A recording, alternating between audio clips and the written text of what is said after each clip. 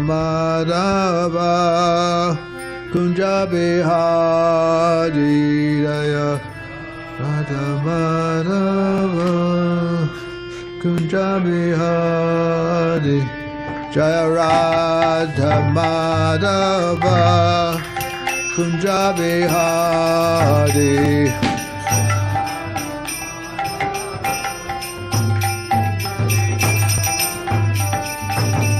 Vijana Vallabha Girivardhari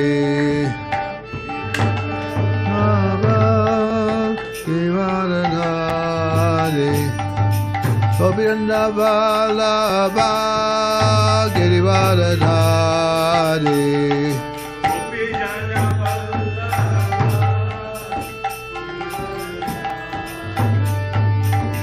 Yashodanandana Brajadanarandana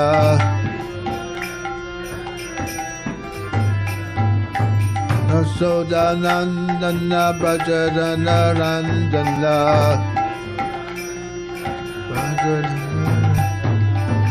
Jamunatira Vanachari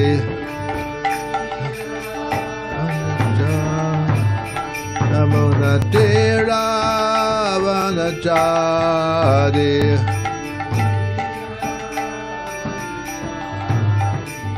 Jaya Radha Madhava Kunja Bihari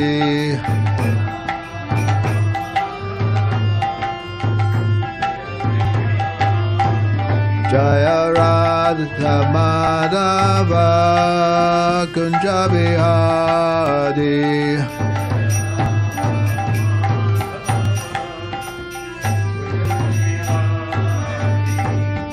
Vijana Vallabha Girivardhari Vijana Vallabha Girivardhari Vijana Vallabha Girivardhari Vijana Vallabha Girivardhari Yashodanandana Brajadanarandana Nandana Brajadanarandana Yashodanandana Brajadanarandana Yashodanandana Brajadanarandana Ramunatira Vanachari Vanatira Vanachari Ramunatira Vanachari Munatira Vanachari Radha Madhava Kunja Bihari Jaya Radha Madhava Kunja Bihari Jaya Radha Madhava Kunja Bihari Jaya Radha Madhava Kunja Bihari Hare Krishna Krishna Krishna Hare Hare Hare Rama Rama Rama Hare Hare Hare Krishna Krishna Krishna Hare Hare Hare Rama Rama Rama Hare Hare Hare Krishna Krishna Krishna Hare Hare Hare Rama Rama Rama Hare Hare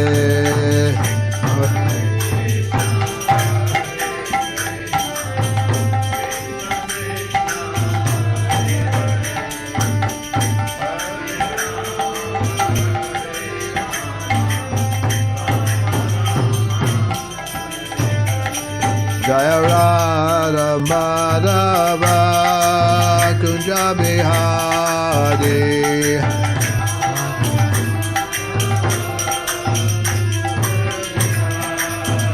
Jaya Radha Madhava Kunja Bihari.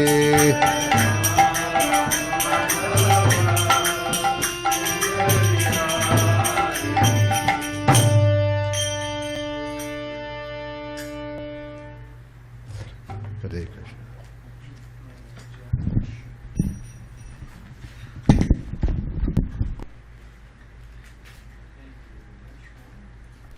Hare Krishna, if you can turn 90 degrees anti-clockwise towards the screen. So Maharaj is here, so he will speak words that will last for a lifetime. So please pay attention. Thank you.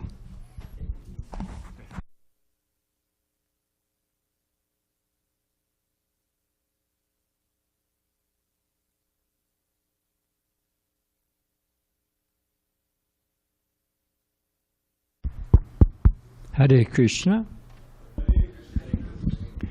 We are going to do, now what is our, do we have a clock? We do have a clock. And we go till what time? Because we're starting 10 minutes late. 7:45. All right, so you now know how long you're strapped on for. And then we have some questions and answers, isn't it? All right. So you don't know who I'm going to call on. I'm going to call on several people sitting in this room. So it may be you. What does that mean? Yeah, maybe you. Could be. Me? No, well, could be you too. So that means you have to listen. Otherwise, I'm going to ask you a question and you won't know the answer. And you'll be horribly embarrassed and never come back to the temple. No, don't. That's all right. I do have an idea what I'm going to talk about, so just work with me here, my friend. Work with me. The Umaganatamarandasya Gyanagana Salakaya Jakshush Milatangina Tasare Shri Gurave Namaha. Yes, Krishna's in everyone's heart. He gives everyone intelligence. Aham sarvasha prabhaho matta sarvam pavartate iti matva bhajante mum buddhabhavana samvitaha. But my spiritual master liked the saying, God helps those who help themselves. So we want to learn. Now, people often think, I go to the temple, the sadhu, sannyasi, he mumbles some words. I know they're auspicious, but I don't really. I learned everything from my grandmother. I don't need to learn anything new. This is common. And it's some punya, it's some pious activity. I hear something about Krishna. And all right, that's good.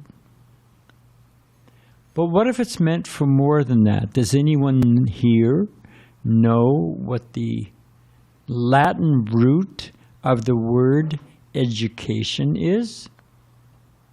It's a Latin word, and it has a meaning, education.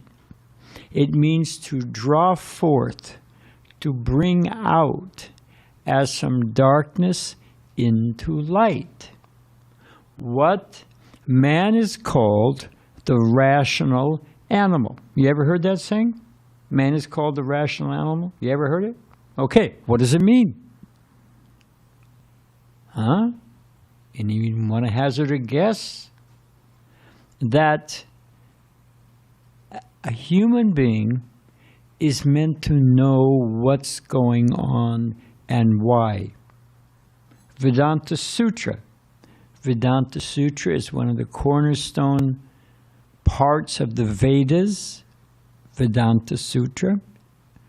Vedanta Sutra, it begins Atato Brahma Jigyasya, which means that in the human form of life, we're meant to ask questions.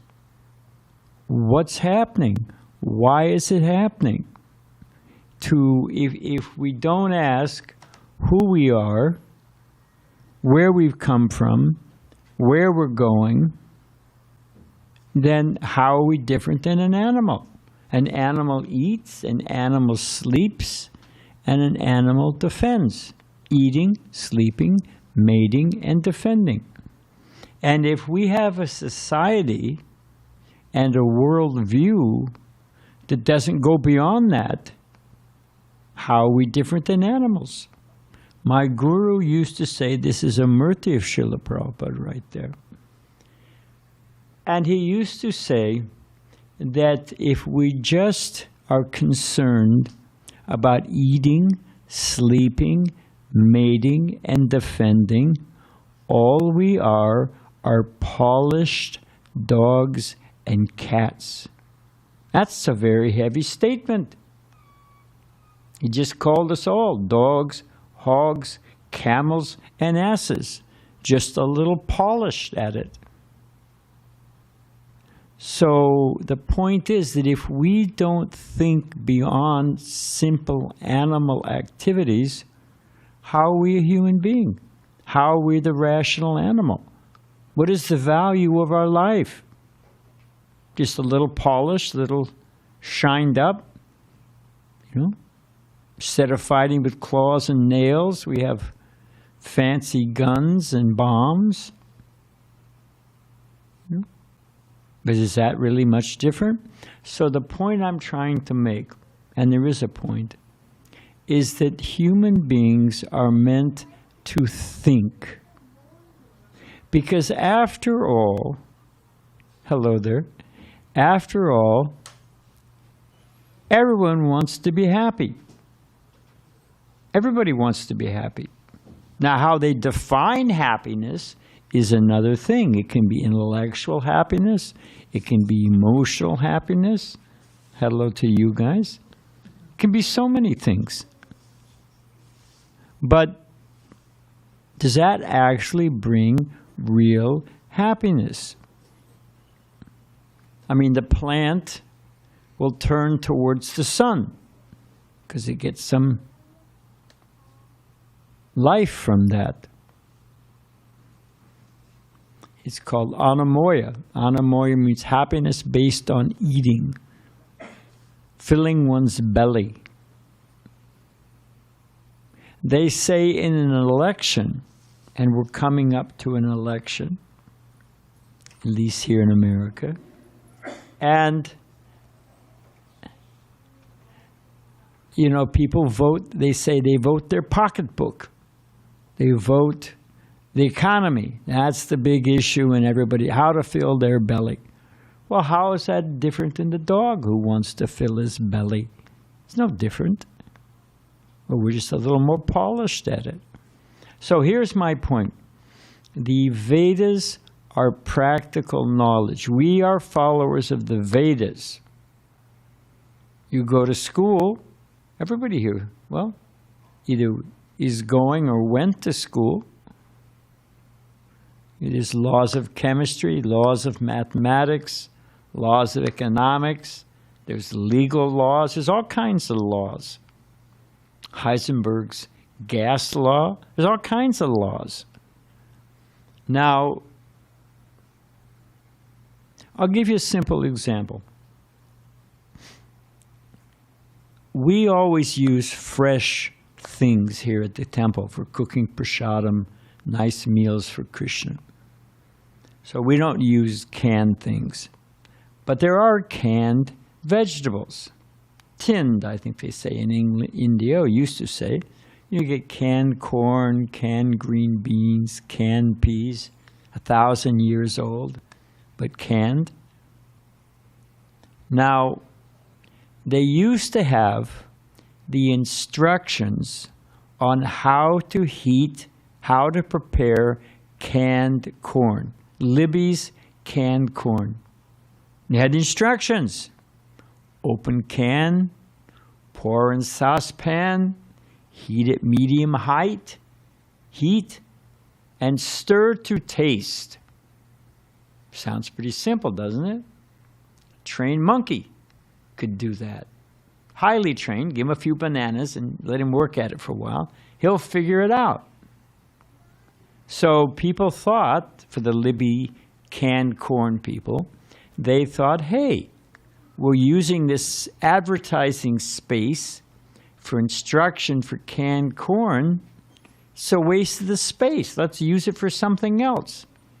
And they took the instructions, how to heat canned corn, and they put on some advertisement. You know what happened? Anyone know what happened? They were flooded by letters. How to heat canned corn. People thought, how to open it. Gnawing away at it. Stick it in the microwave oven, blowing up their kitchen. People all over the planet Earth were bewildered what to do about how to heat up canned corn. So you had to put the instructions back. Now my point is that this universe, this world that we live in, oh, my little friend, that's not going to work. Sorry. We'll be done shortly. Thank you very much. He'll be happier outside playing anyway. So, if the simplest thing in the world, one of the simplest things, how to heat canned corn, comes with instructions, right? Anything you get. You buy something on, I don't know what, some office equipment, a printer, this, that, comes with instructions. Everything comes with instructions. Right? You open it up. When in doubt, read the instructions. Make sure it's plugged in. You know, okay, that makes sense to me. So even the simplest thing in this world comes with instructions. Now, here's my point. Do we think, if there's so many laws, laws of chemistry, laws of mathematics, laws of economics, biological laws, chemical laws, so many laws, they all came from nowhere. There's no lawmaker. This super complicated machine. I studied marine biology when I was going to school. This world is one of the most complicated, interdependent machines you will ever see. The human body is absolutely amazing. How interdependent, how tightly wound. Nothing happens by chance. It's craziness. So, if this world is not happening by chance, if it's operating by laws, there's a lawmaker. And just as there's instructions, how to heat canned corn, how to put your printer together, so many things. There's instructions. There's also instructions how to live in this world, how to be intelligent, how to be happy. It's not going on by random chance. So the Vedic literature, the Vedas, you've heard Bible, biblical, Quran, Quranic, Vedas, there's Vedic guidelines, and they're how to live in this world. We had a devotee here. His name was Ramapati. Some of you may know Ram. Nice devotee, Ramapati. He's in Bengal now. He'll be back shortly. So I was teaching him how to drive a car. Okay.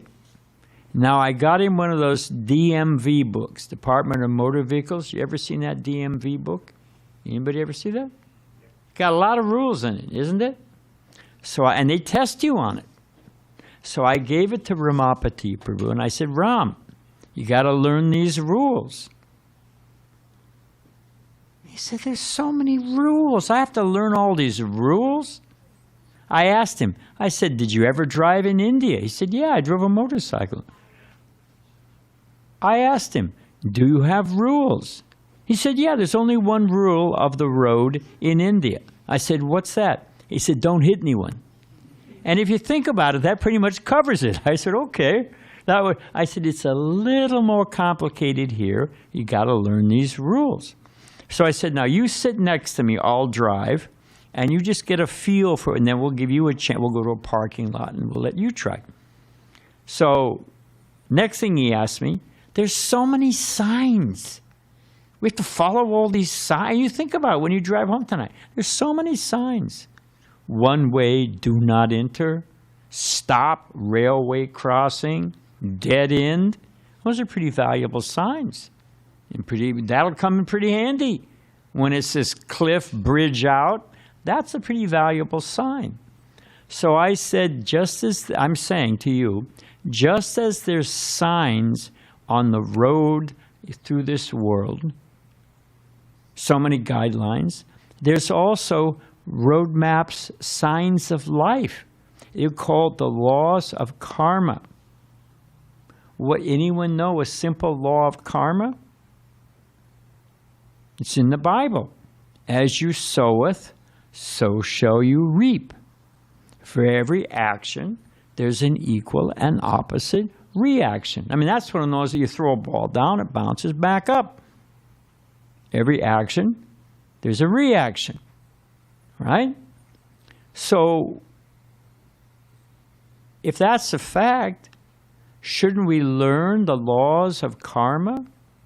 Shouldn't we learn how to... People think they eat meat, there's no reaction. What? They call an egg a ram ladu. You know? I've heard of people say it. I've said, fish, it's Ganga Jal. Ganga Fall, fruit of the Ganga. Eat a fish. I know this may shock you and even upset some of you, but what if, suppose I had a fishing rod, whoosh, and I threw it out there, and at the end was a giant gulab jamun. And I began to reel it in past Mukunda. This is Mukunda, right? He's a very smart young man. So I suppose I was reeling. Suppose you saw a nice gulab jamun or samosa coming past you, and you haven't had lunch yet. What do you think, Mukunda?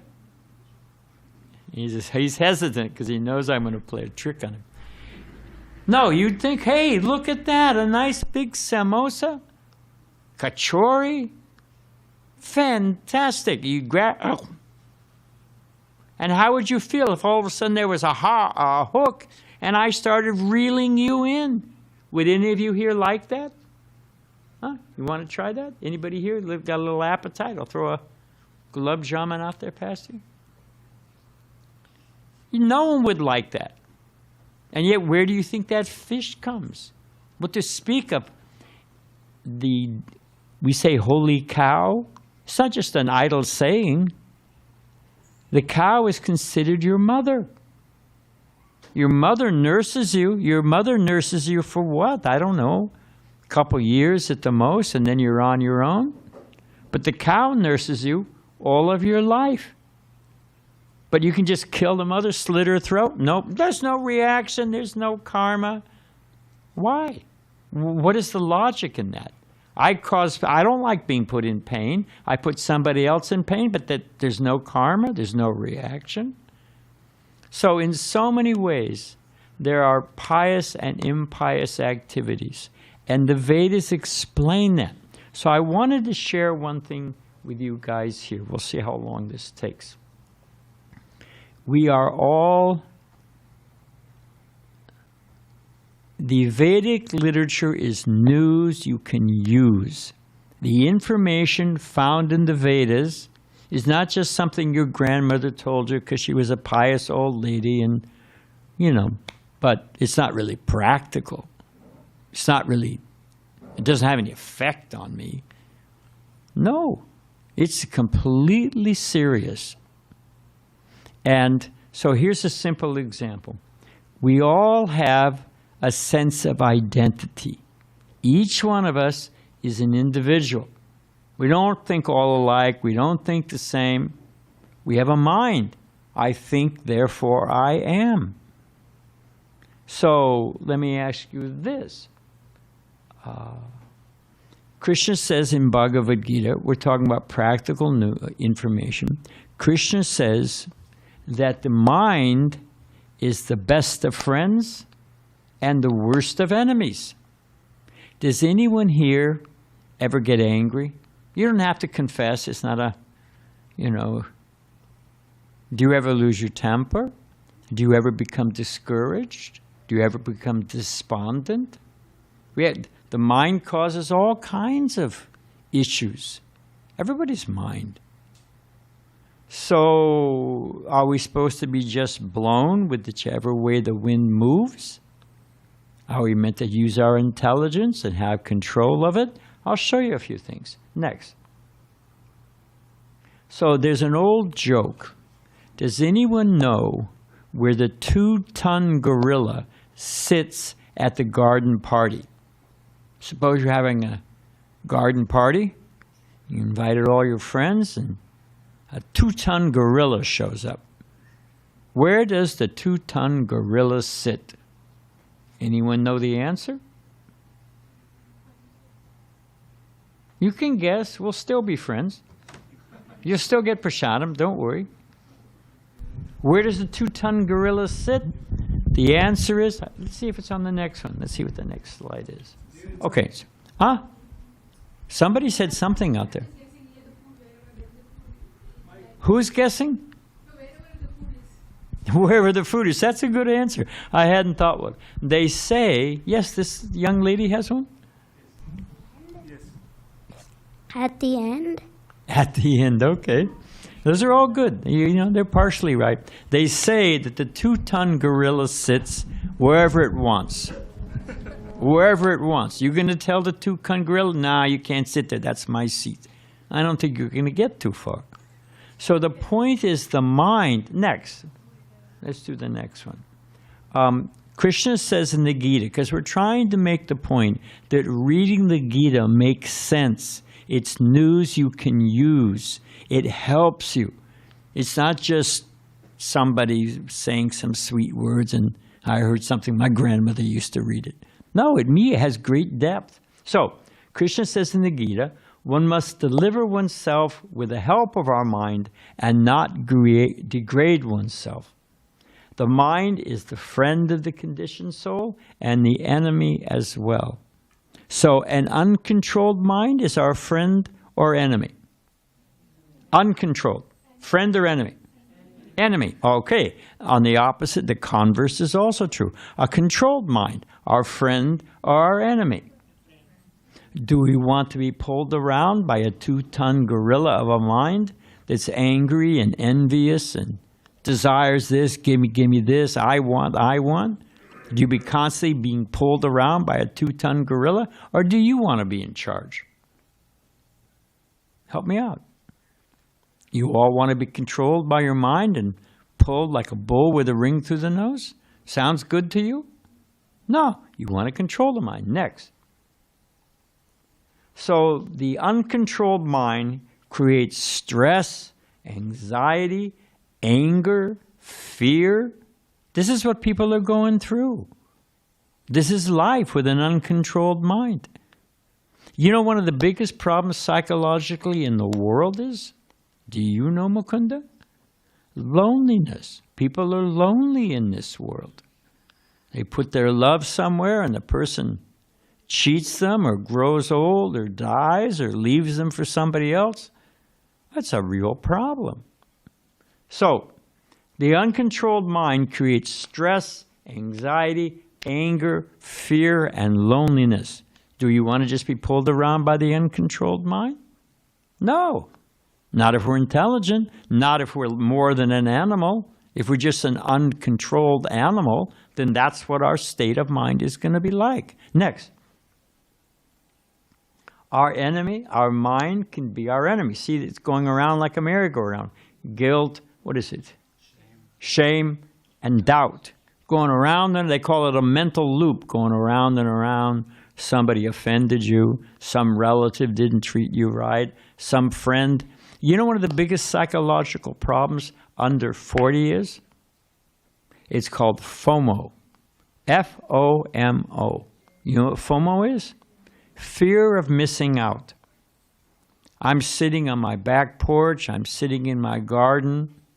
I'm reading a nice book, I'm thinking about, I'm chanting Hare Krishna, I'm peaceful, and I check my WhatsApp, and I realize that all my friends are at a party, and they didn't invite me. I was perfectly happy till I checked my screen. All of a sudden, what the? They didn't invite me, and this and that, and I knew he didn't like me, and I'm going to unfriend him, and yeah, zing, off the mind goes. It's perfectly fine till you looked at your screen. So we are being victimized. Our mind is taking us around and around. Next. So just as a big bull, you ever seen in the developing world, you've seen in India, South America, Southeast Asia, how a young boy like, I'm picking on you, Mukunda, I'm sorry, but a young boy like Mukunda can control a big bull. You ever seen a big bull? That bull goes anywhere it wants. But you see a little boy, a little girl controlling that. You know how they do it? Huh? They're a smart boy. They put a ring right to the nose, the septum of that part of the division of the nose. It's very sensitive. And you put a little ring in there, and that bull will go any way you want. So as a big bull is controlled, our mind is controlled by lust, greed, anger, envy, pulls us this way, pulls us that way. We're just a servant being pulled around by our mind and its desires. It's craziness. Next. So what to do about it? So here's something just for fun. Where's my laser pointer? Well, that's disappointing. Don't worry, we'll find it. Okay. So, see this guy? He's covered. He's trapped within the dimensions of this world. But he's breaking out, and there's a whole other world out here. So if we learn how to control the mind and what the snares of the mind are, through Bhakti Yoga, that's what we're teaching here. By learning Bhakti Yoga, we become free. We become independent. Instead of being a bull controlled by the nose. It's the most practical thing you can use. You can get a PhD, no offense, you can get a PhD. One of the words for meanings, we're not anti-education, don't get me wrong. But what is the perfection? Krishna calls it the king of knowledge. That's Raja Yoga, the king of knowledge. Okay, next. Our experience depends on our angle of vision. Not everybody sees everything the same. If we improve our perception based on knowledge, our whole view of the world can change.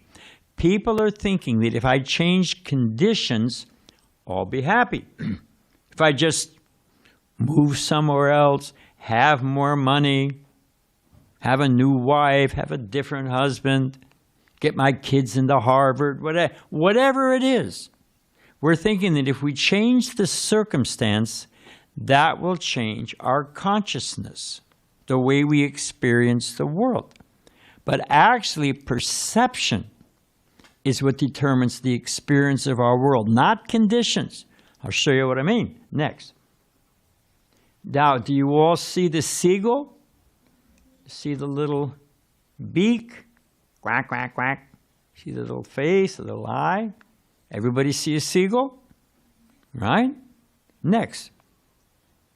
What the? You see the rabbit?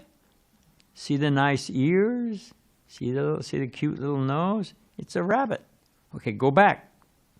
See the seagull? Go forward. See the rabbit? We could do all this all afternoon. Rabbit, seagull, rabbit. Because what you're expecting to see, what you're expecting to perceive, if you think you're looking for a rabbit, lo and behold, you see the rabbit. Next. Okay, which way are these birds flying? Are the white birds flying this way, or the black birds flying this way?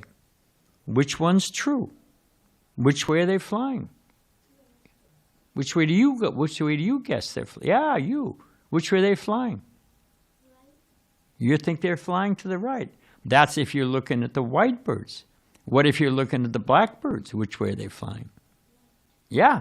It depends on what you're expecting to see. According to your perception, that determines your experience. It's not the actual experience. It's what you're expecting to experience.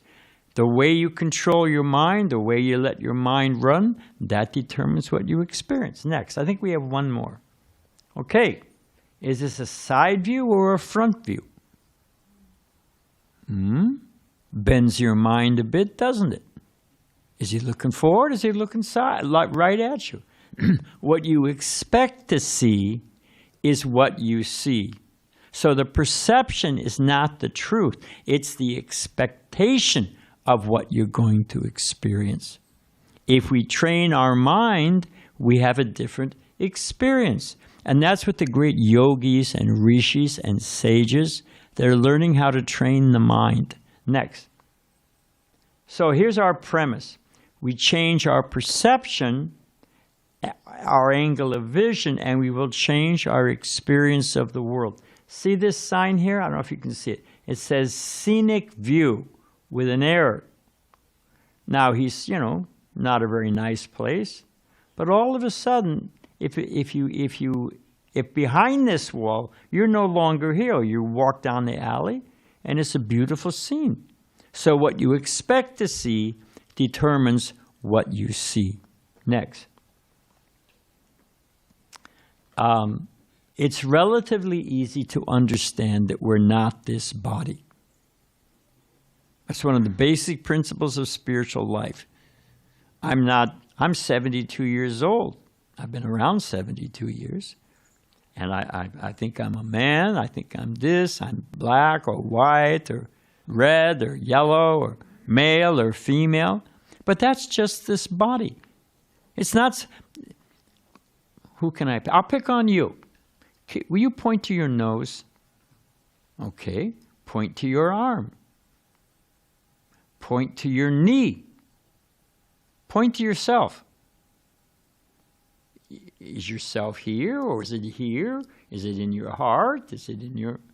We say my arm, my leg, my body. We don't say I arm, I body, I. We're the consciousness that rides inside this body. So again, it's not difficult to understand we're not this body. But what about we're not this mind? We have so many emotions, so many feelings.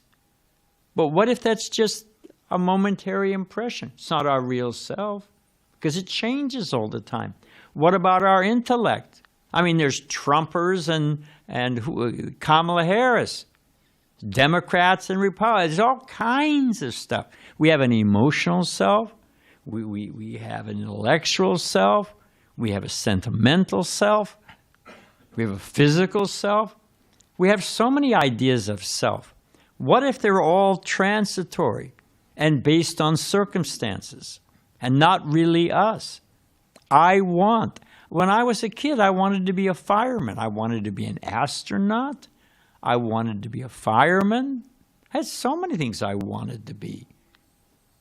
I wanted to have a red bicycle, the kind of bicycle with a jing-jing, bell on it. I wanted that like anything. Now I'm 72 years old. When I walk past a kid on a bicycle, do I miss it? Do I think, give me that bike, I want to go by? I mean, it doesn't mean a thing to me. It's all changed, transitory. So next, we're going to wrap up in a minute.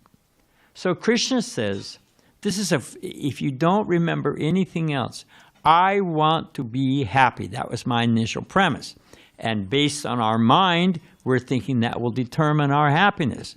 But the mind is changing. Circumstances are changing. If I change the circumstance, that's not really going to make me happy. Here's a simple example. This is, you see this is a stagecoach or a chariot. And here's the horses. And here's the reins. Here's the driver. This is the passenger. So once again, Here's the chariot. Here's the horses that are pulling the chariot out in the world. These are the reins. This is the driver.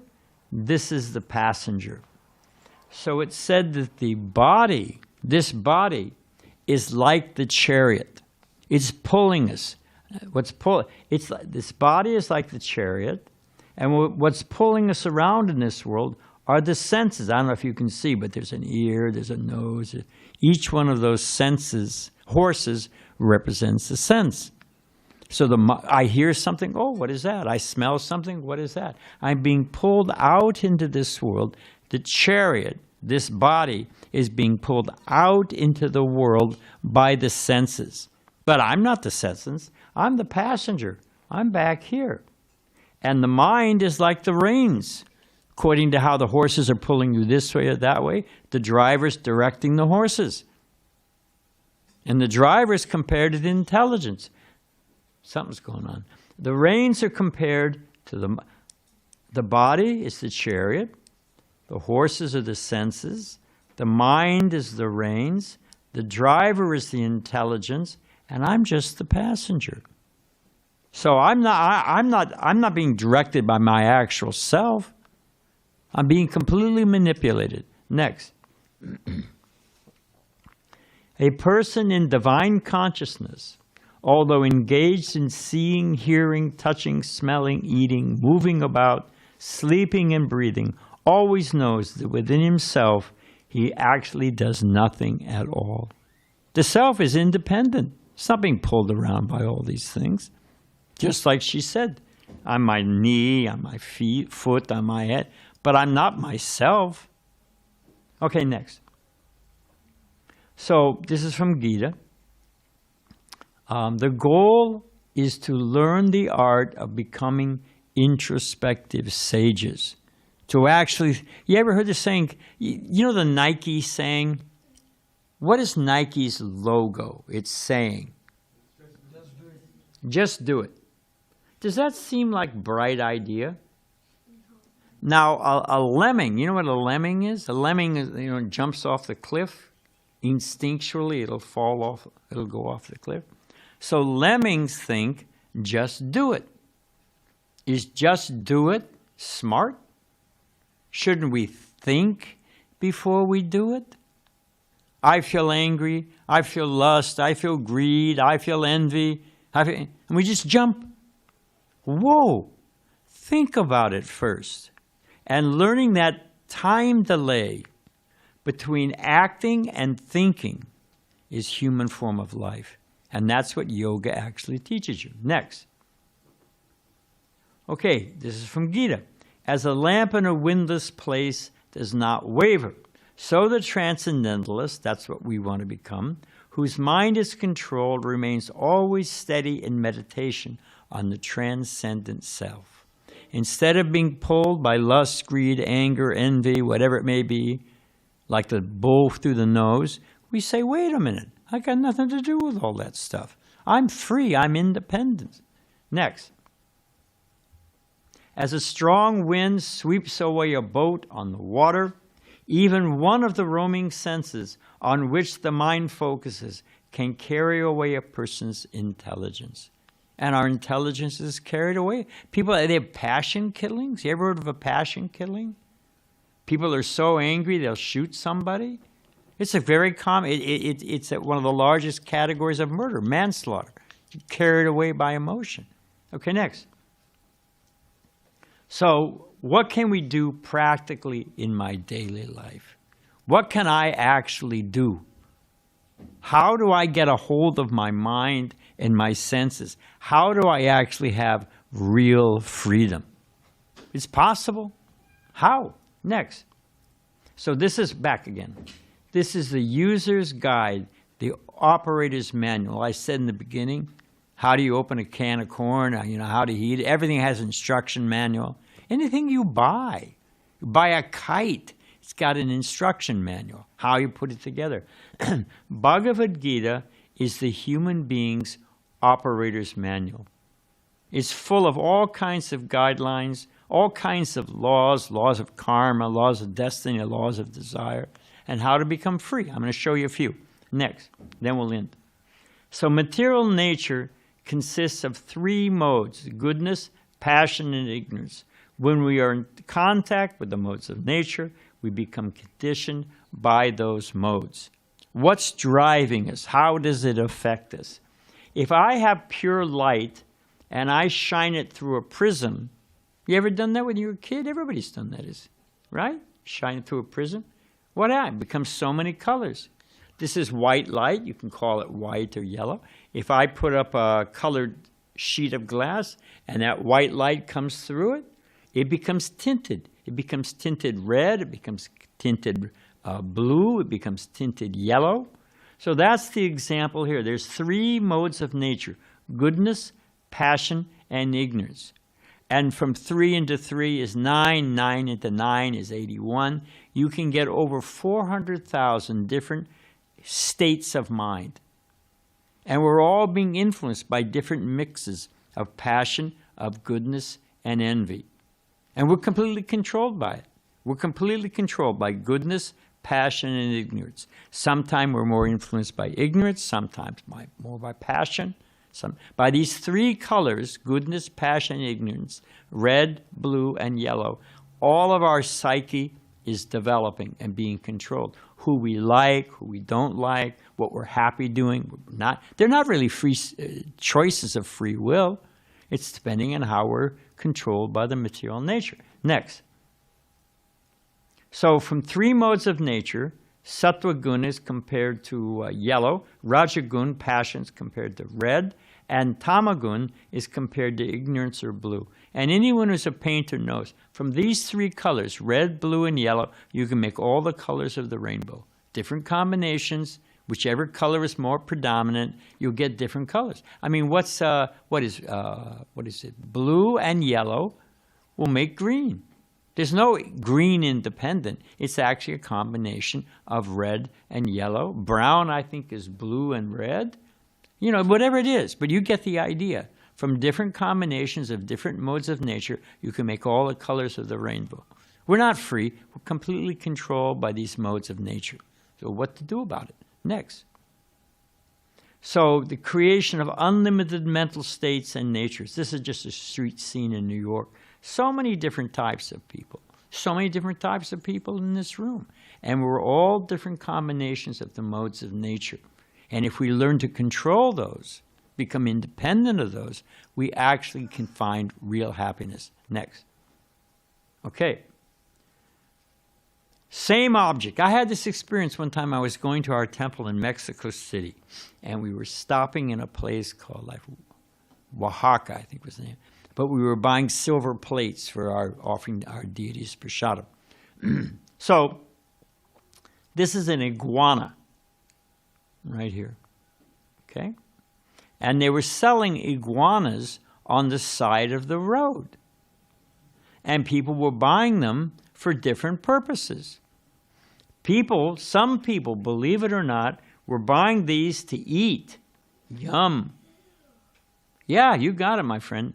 They were buying these things to eat. And how do you, if you look at someone buying steak in the grocery store, I don't even want to go into all that. You know that stuff is completely full of preservatives. It's at least 2 weeks old, and it would be a gray, bluish, green color because it's rotting and full of... But oh, it's in a nice wrapper. Oh, yeah. It's horrible stuff. It's barbaric. And it has an effect. What is it? You are what you eat? You eat that stuff, what do you think it does to you? Spend some time in Korea where they live on, was it kimchi? What's that stuff called? It's garlic and chili pepper. And those people are passionate. They are jacked up. Spend some time in Brazil where they're living on red chili. You are what you eat. Well, anyway, we'll get into that in a second, then we'll finish up. Okay, so if you have yellow glasses, you see the world one way. You have pink glasses, you see the world in another way. You have blue glasses, you see the world in another way.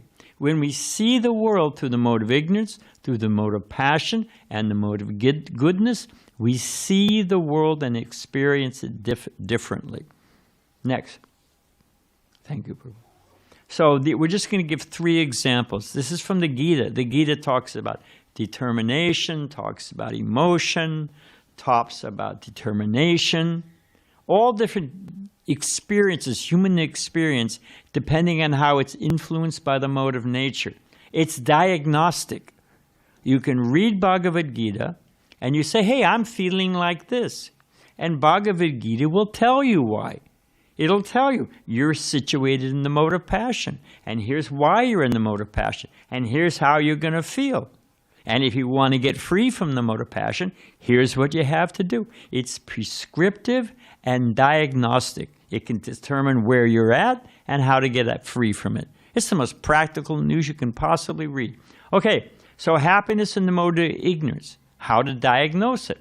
Happiness, which is blind to self-realization, which is delusion from beginning to end, and which arises from sleep, laziness, and illusion, is said to be in the nature of ignorance. Do you think this guy is happy? What do you think? He's completely in the mode of ignorance. He's unclean, he's intoxicated. It's an extreme example, but he is not happy. He's in the mode of ignorance. Any neutral person will know he's not happy. What's the next one? Now here's happiness in the mode of passion. This guy's got a brand new red sports car. It even looks like a snake. He's zipping along 80 miles an hour. What happened to him? Is he still in the mode of happiness? What do you think? He's thinking, my insurance is going to go up. I'm going to have to go to driving school. I'm going to... He's not happy.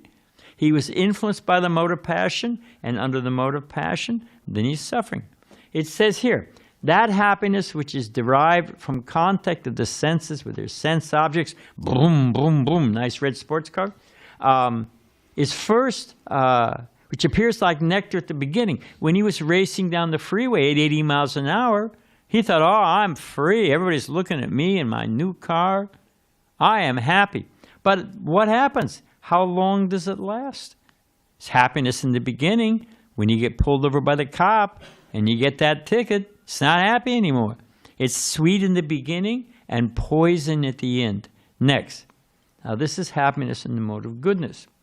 That which is in the beginning may be just like poison, but at the end is just like nectar, and which awakens one to self-realization is said to be happiness in the mode of goodness. It's a little difficult in the beginning, but it's happy at the end. Kids, generally speaking, what do they want to eat? Do they want to eat their vegetables and protein? And what do they want? Candy, cake, ice cream. So if you just let them go, eat whatever you like, do that, you know. How do they feel when they're 30 years old and toothless idiots? All their teeth rotted out. What are they thinking?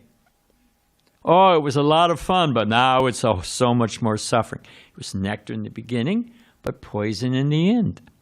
Go to school. People want to play. I want to go to school. But if you don't go to school, you know, you don't get a good job, you don't make any money, nobody wants to marry you, you know, it's no fun. So these are, you can see the result, you can see how you got there. Next, we'll end with how you can get out of it. So as I was saying, it's descriptive and diagnostic. Understand where we're at. If we know, oh, I'm feeling morose, I'm feeling disappointed. Hey, you know what? That's what Krishna says in Bhagavad Gita is the mode of ignorance. Oh, let's read the symptoms of the mode of ignorance. And that's how I'm feeling. I don't like feeling this way. If I don't like feeling this way. I'm feeling like this because I'm in the mode of ignorance. What's the intelligent thing to do? Help me out here. Should I stay in the mode of ignorance and expect that miraculously my mental state will change? What, isn't that one of the definitions of insanity? To keep doing the same thing and expect a different result? Keep doing the same thing and expect a different result. If I'm not happy because I'm in the mode of ignorance and I stay in the mode of ignorance, what state am I going to stay in? Anyone know? Help me out here. If I'm in the mode, if I'm feeling the symptoms of the mode of ignorance, I stay in the mode of ignorance. Keep doing those things in the mode of ignorance. How will I continue to feel? Huh? Don't be shy. Ignorance. You'll stay in the mode of ignorance. I like the symptoms in the mode of goodness. I see those. Peaceful, self-satisfied, charitable, kind, clean. I like that. I'd like to feel like that. Well then, what do you have to do? Act in the mode of goodness, and you'll feel like in the mode of goodness. It's completely clear. Next. Okay. Mantras are Vedic science to settle, expand, and deliver the mind. Man means mind. Tra means to deliver, to expand. So the Vedic mantras, it's a science. It's not mumbo-jumbo or wishful thinking or self-hypnosis. It's got nothing to do with all of that. But by associating, well, you'll see. Next. We're almost done. So this is japa meditation. We're going to chant one round of japa. Do we still do that? Yes, ma'am. Yep. Okay. This is a bliss pack. I don't know, what does a set of japa beads cost? Maybe $5, $10 if you get pure tulsi. So it's a very low investment. But it works on the mind. As it says here, japa, let's go back one. So it says, mantras are Vedic science to settle, expand, and to deliver the mind. They put us in touch with our real self. Next.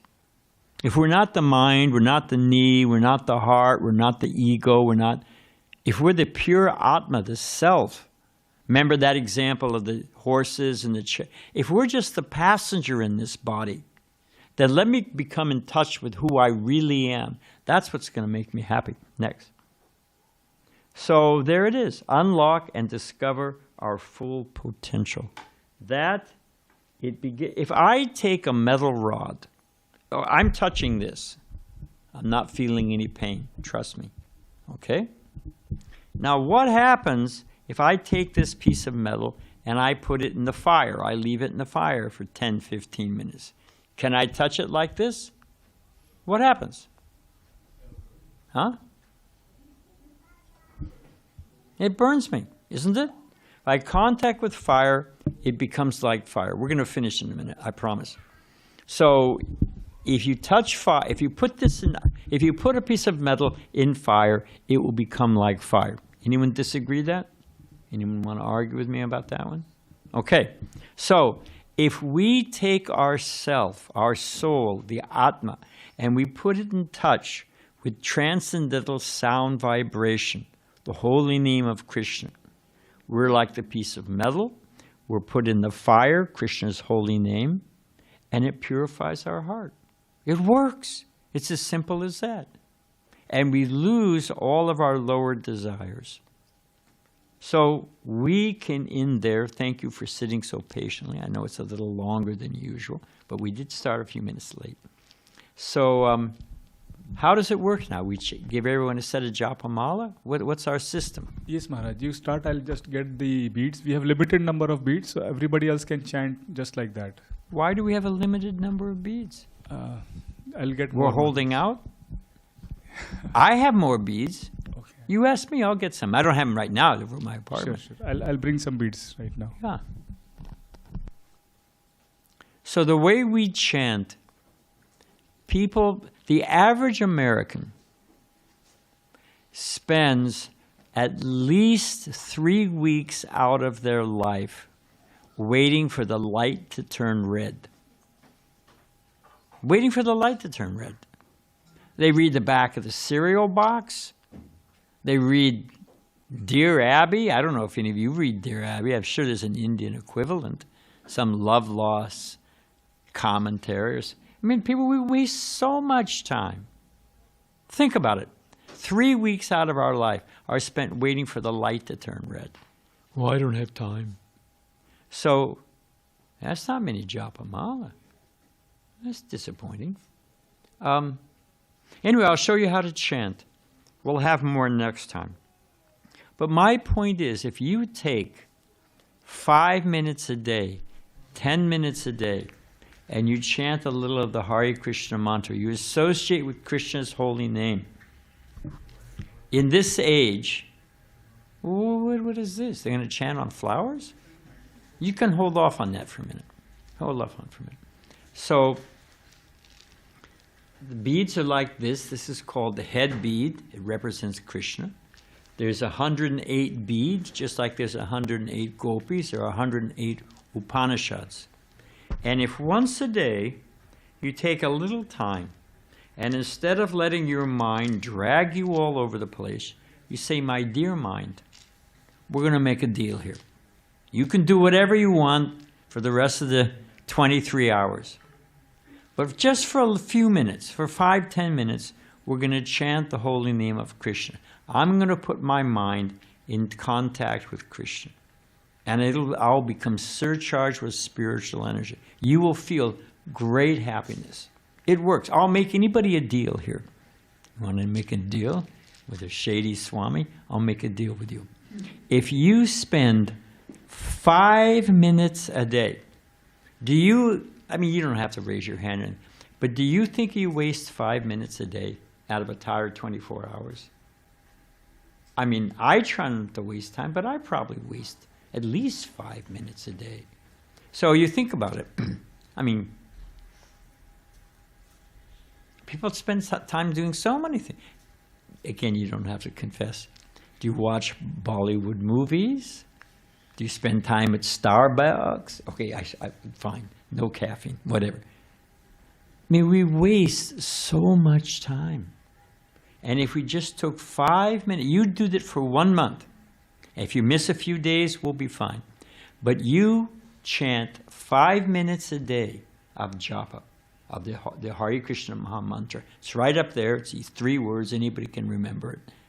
And you once a day spend 5 minutes. You do it when you get up first thing in the morning. You do it before you go to bed. You do it before you have breakfast or lunch. It's easy to do it. If you chant 5 minutes a day for 1 month, you will feel happier than you've ever felt before. Think it's worth the investment? Hey, I could be crazy. But do you think it's worth it, that it might work? We try so many other things. So that's our humble appeal. It is a deep, profound science that works. And you can try it yourself. You chant 5 minutes a day, and you will feel an amazing transformation in your life. Your brain becomes clear. It doesn't become agitated and angry. It's worth it. Okay, so I think I've taken enough of your time. So off we go. Oh, so you just chant all the way around 108 beads. Okay? And then when you get here to the Krishna bead, you just turn back and chant. We chant on an average, the initiated devotees, full time, we've taken vows, we chant 16 rounds a day minimum. There's many devotees who chant 64 rounds a day. There are devotees who start chanting, and it's so sweet they can't stop. So, and you want to do a quick test? Chant Coca-Cola, Coca-Cola, Coca-Cola, or what's another mundane sound for it? Sunset. Infuse it with emotion. Sunset, sunset, sunset. You'll get tired in no time. But you chant the holy name, Krishna, the holy name of Krishna, the more you chant, the more you like it. It works. Okay, so we'll chant for a moment here. Do I chant in the mic? Hare Krishna, Krishna Krishna, Hare Hare, Hare Ram, Ram Ram, Hare Hare. Krishna Hare Krishna, Krishna Krishna Hare Hare, Hare Ram, Ram Ram, Hare Hare. Hare Krishna, Krishna Krishna, Hare Hare. Hare Ram, Ram Ram, Hare Hare. Krishna Krishna, Krishna Hare Hare. Hare Ram, Ram Ram, Hare Hare. Krishna Krishna, Hare Hare. Hare Ram, Ram Ram. Krishna Krishna, Krishna Hare Hare. Hare Ram, Ram Ram, Hare Hare. Krishna Krishna, Krishna Hare Hare. Hare Ram, Ram Ram, Hare Hare. Krishna Krishna, Krishna Hare Hare. Hare Ram, Ram Ram. Krishna Krishna, Krishna Hare Hare. Hare Ram, Ram Ram, Hare Hare. Hare Krishna, Krishna Krishna Hare Hare. Hare Ram, Ram Ram, Hare Hare. Krishna Krishna, Krishna Hare Hare. Hare Ram, Ram Hare Hare. Krishna Krishna, Krishna Hare Hare. Hare Ram, Ram Hare Hare. Krishna Krishna, Krishna Hare Hare. Hare Ram, Ram Hare Hare. Krishna Krishna, Krishna Hare Hare. Hare Ram, Ram Hare Hare. Krishna Krishna, Krishna Hare Hare. Hare Ram, Ram. Krishna Krishna, Krishna Hare Hare. Hare Ram, Ram Hare. Krishna Krishna, Hare Hare. Hare Ram, Ram Hare. Krishna Krishna, Krishna Hare Hare. Hare Ram, Ram Hare Hare. Krishna Krishna, Hare Hare. Hare Ram, Ram Hare Hare. Krishna Krishna, Krishna Hare Hare. Hare Ram, Ram Hare Hare. Krishna Krishna, Krishna Krishna Hare Hare. Hare Ram, Krishna Krishna, Krishna Hare Hare. Hare Ram, Ram Hare Hare. Krishna Krishna, Krishna Hare Hare. Hare Ram, Ram Hare Hare. Krishna Krishna, Krishna Hare Hare. Hare Ram, Ram Hare Hare. Krishna Krishna, Krishna Hare Hare. Hare Ram, Ram. Krishna Krishna, Krishna Hare Hare. Hare Ram, Ram. Krishna Krishna, Hare Hare. Hare Ram, Ram. Krishna Krishna, Krishna Hare Hare. Hare Ram, Ram. Krishna Krishna, Krishna Hare Hare. Hare Ram, Ram Hare Hare. Hare Krishna, Krishna Hare Hare. Hare Ram. Krishna Krishna, Krishna Hare Ram, Ram. Krishna Krishna, Hare Hare. Hare Ram, Ram. Krishna Krishna, Hare Hare. Hare Ram, Ram. Krishna Krishna, Hare Hare. Hare Ram, Hare Hare. Hare Krishna, Krishna Hare Hare. Hare Ram, Ram. Krishna Krishna, Hare Hare. Hare Ram, Ram. Krishna Krishna, Hare Hare. Hare Ram, Krishna Krishna, Hare Hare. Hare Ram, Krishna Krishna, Hare Hare. Hare Ram, Krishna Krishna, Hare Hare. Hare Ram, Ram Hare Hare. All right, thank you very much for sitting so patiently. And what happens now? Prasadam outside. And I think the curtains also open? Yeah, 5 minutes. In 5 minutes. Yeah, so if you miss darshan, the curtains are open in 5 minutes. And in the meantime, you can take some nice prasadam. Thank you very much. Hare Krishna.